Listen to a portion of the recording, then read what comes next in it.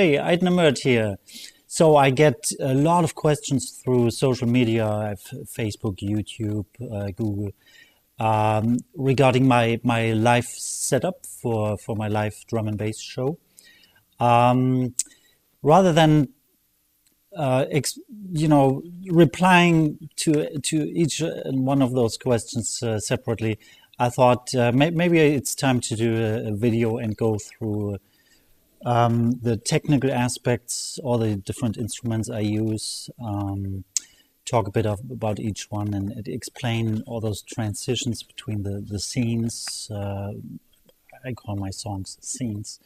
So I thought that might be a good idea. It should be a lot of fun. I'm gonna, like I said, I'm gonna explain everything and I'm gonna play a little bit and yeah, hopefully this is going to be interesting for you to watch, and hopefully it's going to answer a lot of these questions I get all the time. All right, let's do it. All right, so let's start with my drum kit. So that's a Roland TD30. Well, what can I say? It's certainly the best electronic drum kit on the market. It's such a pleasure to play it. So that's the module. TD30 Roland has a lot to offer. I can show you a little bit more later. This is the setup I'm using. So as you can see, I don't use two rack toms. I use only one rack tom. Floor tom.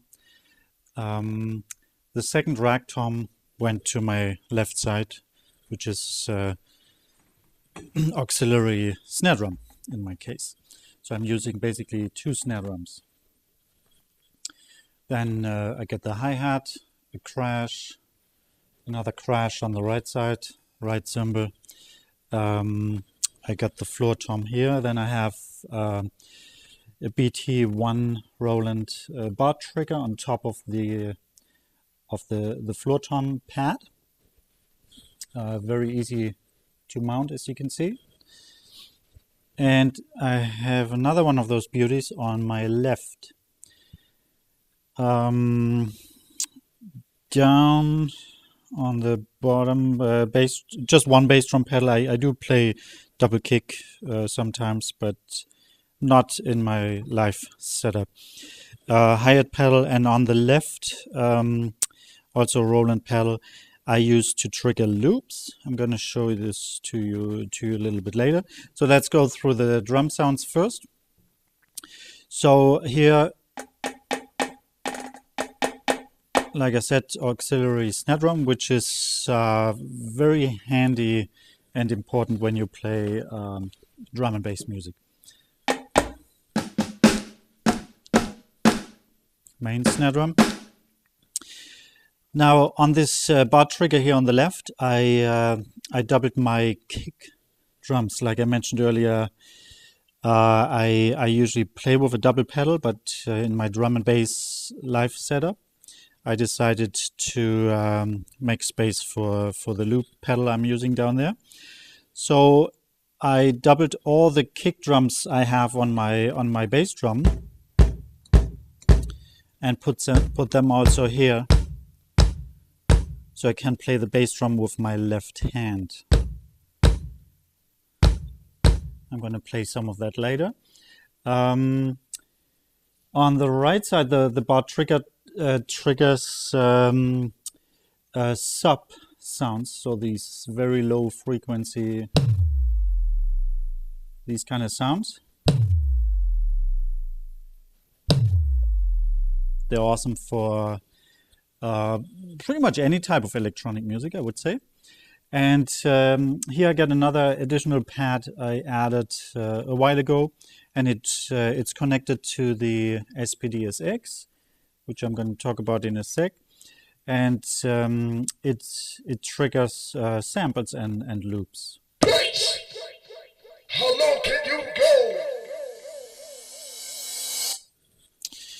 All right, and yeah, the pedal I'm using down here with my left foot triggers like loops I produced. I produced a lot of 16 bar long loops, and I can trigger some of these with my left foot, which really helps with the transitions I'm going to talk about later.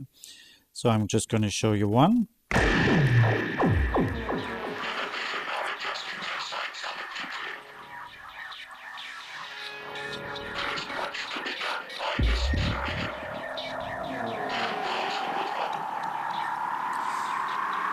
Well, my friend, if it's any consolation, you're not alone. So those sounds, they like the sound just came out of the SPD-SX. That's another gadget I use, the Roland SPD-SX sampling pad, which is by far one of my most favorite electronic gadgets I like using. So it's a sample player. You can it comes with like 2 GB of hard disk space, and you can load a ton of sounds into that machine. It has 9 trigger pads, and where you can attach a few more, like I just showed you with the the extra pad here and my foot pedal, right? So it has more inputs on the back. I don't want to go through all the specs, but the way I use it is I loaded it up with a ton of sounds, pre-produced sounds, and I'm just going to show you a couple of these.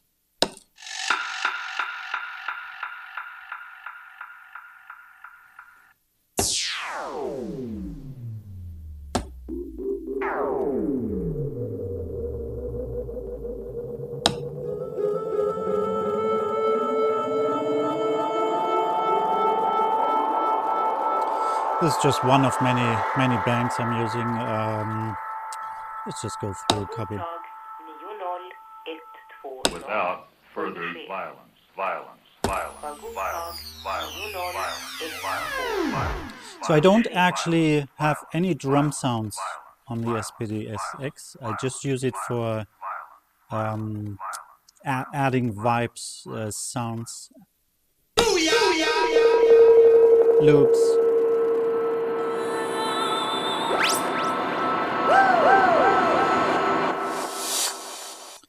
There's also a button here where you can stop all the samples and sounds. So these are all pre-produced loops and samples I'm using.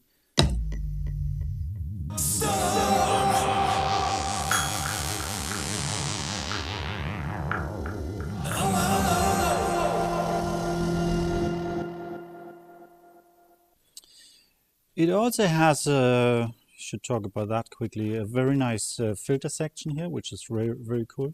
So if you run a loop, something like this. Okay.